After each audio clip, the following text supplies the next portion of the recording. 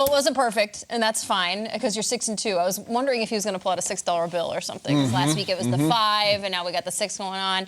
Lions win last night, Peter. They looked as expected. It's a little confusing. I'm wearing a Raiders outfit. Sure. I am serving as Al Davis, the father of Mark Davis, and the Raiders played last night, and I'm talking about the Lions, but I'm doing it as me, Peter, not as Al Davis. Okay. Gotcha.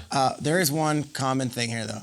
Al Davis used to draft his dudes. You know, back in the day, when there was the Blesto and the Combine, Al Davis's staff at the Raiders, seriously, Ron Wolf on down, the 60s and 70s, he would say, screw the league, ignore their stuff. I don't want their testing. Every other team used the testing from the rest of the league, like the National Scouting Services. Al Davis sent his guys on the road, said, find me my talent. And a lot of times he would unearth gems that no one knew, and he would take things that were unconventional. Straight up through Jamarcus Russell, it was guys like Darius Hayward-Bay at the end, where it was like, I'm taking him because I want him, and that guy fits my profile. The Lions did that when they made a move and took a running back. Go on. Named Jahmyr Gibbs. Everyone tells you conventional thinking, do not take a running back. Jahmyr Gibbs was a first-round pick, and he was a first-round pick in your fantasy league, and you've been waiting, you've been waiting, you've been waiting. No one has been waiting longer than me. We came back from summer vacation in mid-July, and we could talk about anything on the show. Hadn't been on the show in months. Hadn't been on the show in months. Haven't seen each other in months. We were busting at the seams to Let's talk about anything. Let's talk football, Mahomes. And here's where I went. Lions rookie Jahmyr Gibbs is about to take over the NFL. Let's go! Jahmyr Gibbs! Jahmyr Gibbs is my guy. What? I'm telling you, everyone is so excited for this offense, and I think this is going to be the X factor. Let's kick off the show right. Lions hype train, choo-choo. Lest there be any confusion ever that our show is authentic, and that we go to the beat of our own drummer, I assure you there was no meeting on Park Avenue about how should we start the Monday show after 2 months off. Peter's got a Jahmyr Gibbs stick. Do it! Haven't been on TV in a month. Boiling over with excitement. Yes, but that's you. Jahmyr Gibbs! Last night, Jahmyr Gibbs, we got it, 189 yards. Roll the tape, get the footage, get it on. He was amazing. He was amazing with Montgomery out, and he and Craig Reynolds both played really well. Reynolds was a force, it was like a battering ram. Gibbs was the lightning rod. 189 yards, a bunch of touches, won you your fantasy championship. This is what I envisioned back on July 24th, and it all came to form. This was the tone setter. This was the game breaker. And the Lions needed him last night more than anyone else on the field because he seemed to get every big conversion. This was the Jahmyr Gibbs breakout game, and I was so proud of him, so happy, and I was so thankful because I would have looked like an idiot if this game had not existed. So proud. Mr. Davis, you did what you want to do, right? You drafted. In 2005, you said, I need Stanford Route. I need him. Oh, Aaron Rodgers was the very next pick, but I was taking Stanford Route. Don't you ran worry. a 4.2. Don't you worry. You have to take him. Just win, baby. Can we... You're not going to believe where I'm going to go. Can we talk just a little more Jahmyr Gibbs about last night? Can you give me the Brad Holmes shot during the draft? The Lions GM, when they took him, this is him saying, we drafted Jahmyr. And we're all like, yeah, he looks good. You're that excited about a first-round running back?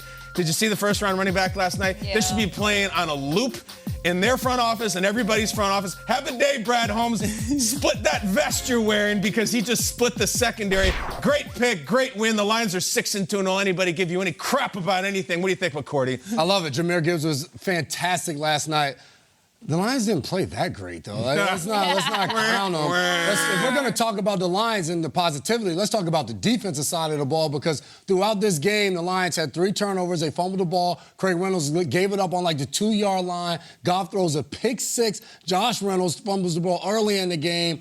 But still, the Raiders weren't able to do anything, and that was because of the Lions' defense. They absolutely shut them down. First half, you wonder why Devontae Adams is slamming his helmet. There wasn't a wide receiver who caught a single pass in the first half of the game. Not one single pass. They had less than 200 total yards of offense on the day. Jimmy was sacked 6 times. They were 1 of 9 on 3rd down. They got absolutely shut out. Scored 1 touchdown in the game. Marcus Peters had to score the other one. I looked at this game, and this was one of those games for the Lions where it was a little ugly. You didn't play your greatest football, but you found a way to win, and you're stacking them. That's 6 of them. You continue to do that. The schedule coming up is not a bunch of world beaters, as we've talked about. They have to continue to find ways to win. Last night, they found a way to do that. Sub 200 offensive yards is really crazy, and you could make it an indictment on the Raiders, but the Lions defense looked really good. And the Lions have had like an odd couple of weeks. Like, we built them up so much against the Ravens, and then it was just not what we expected.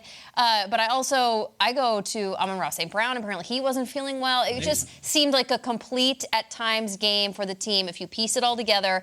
And this coming off a weekend where the NFC North might be a disaster. So I think it was a statement game for the Lions, who hadn't had a Monday Night Football game since 2018. The stars were out, if you will. And I know that everyone was packed into Ford Field, but like, it was a big deal that there were celebrities there and that the Lions were feeling themselves in Monday Night Football. Jack Harlow hanging out Jack there. Harlow, the Lautner family. Yes. Right? What was cool about the way the Lions played last night is that Amon-Ra St. Brown did get his numbers and all that stuff. Yeah. Goff didn't play well. And again, other players stepped up. Jack Campbell, I thought, decapitated the knee of, not decapitated is not the right word, Brock Purdy, I'm sorry, but knocked out the knee of Garoppolo. Oh, yeah. And then Garoppolo got up, but like, it was, okay, that's a first-round pick. Laporta's a second-round pick. Oh, there's Gibbs, he's a first-round pick. Right. And all the young guys, and McNeil, all the big boys up front, like, they looked awesome last night. We shouldn't mischaracterize the Lions either as just this, like, tough and rumble team. Like, the Jameson Williams thing is a big deal. Like, that's lightning that comes off the bench. Their speed, they're deep. It's not just like 3 yards in a cloud of dust. Maybe that's their identity, but it's not their limitation. Like, we're just at the point with the Lions where, like, let's look at the NFC teams that they're going to play in the playoffs. Who can they beat? Who can beat them? Like, they're going. Like, they're going to 6-2. And I respect it, because there's a lot of us who are going to go out trick-or-treating tonight who are also going to take a little bit of Jameson off the bench, and you're going to get you around the block with it. And that's what Dan Campbell did last night. Probably do it again tonight. I respect it.